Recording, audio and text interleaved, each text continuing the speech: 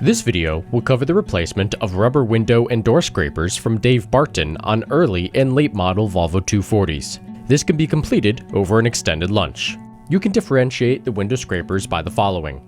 The rear scrapers are longer at approximately 26 inches, while the front scrapers are shorter at approximately 25 inches. The inner scrapers have a reinforced metal section, whereas the outer scrapers are only rubber. To replace the inner scrapers, you will first have to remove your door card by disconnecting the armrest, window controls, and plastic retaining clips.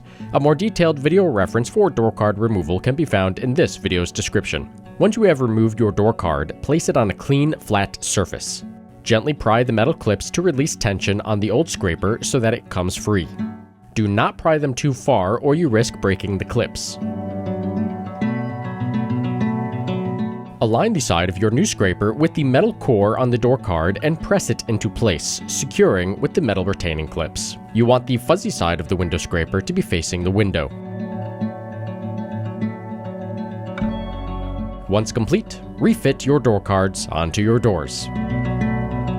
The process for replacement of the outer scrapers will differ based on your model year. From about 1982 to 1985, many 240s were fitted with a wide piece of metal trim housing the window scraper. Use a plastic, wood, or similar chisel to gently pry the trim, working side to side until it comes loose.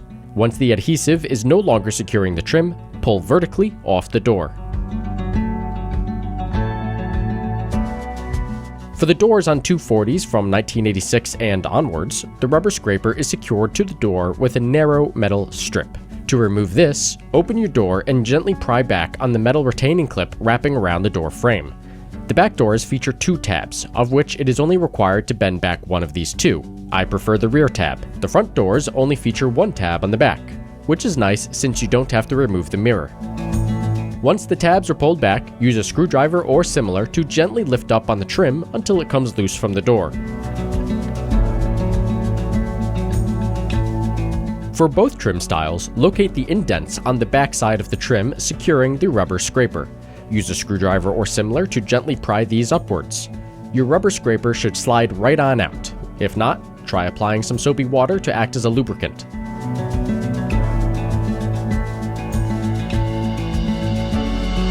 To reinstall, simply slide the new scraper into the channel, align, and resecure by depressing the indents into the trim. Again, you want the fuzzy side of the scraper to be facing the window.